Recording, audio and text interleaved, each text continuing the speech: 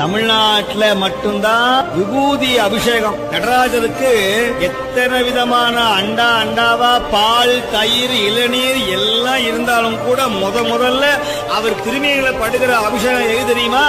இந்த பஸ்பமாகிய திருநீர் தான் முதல் அபிஷேகம். மயான சாம்பல், இறந்தவருடைய பிணச்சாம்பலை எடுத்து நடு நிசியில 1 மணிக்கு மேல அதை கொண்டு வந்து காசியிலையும் உஜ்ஜயினி என்கிற மகாலேஸ்வரருடைய ஆலயத்துல ஒரு பெரிய பொட்டலமா கட்டி சாமி மேல அப்படியே பவுடர் அடிக்கிற மாதிரி தட்டுவாங்க. அப்படி மேல அந்த சாம்பலை வாங்கி பூசினா அவ்வளவு மன கமன்னு இருக்கும். எங்கேயாவது எலும்பும் தோலும் நரம்பும் அப்படி மயான சாம்பல் எங்கேயாவது மணக்குமா? அங்க வாங்கி பூசி பாருங்க. ஏன் தெரியுமா? பெருமான் மேல பட்டு வர்றதுனால அந்த மயான சாம்பல் திருநீராக மாறிய அற்புதம் சைவ சமயத்துல இருக்கு. வாங்கி பூசி பாருங்க. எத்தனை துன்பம் வந்தாலும், எவ்வளவு கண் திருஷ்டி, பிள்ளி, சூனியம், பேய், பசாசு, அடல்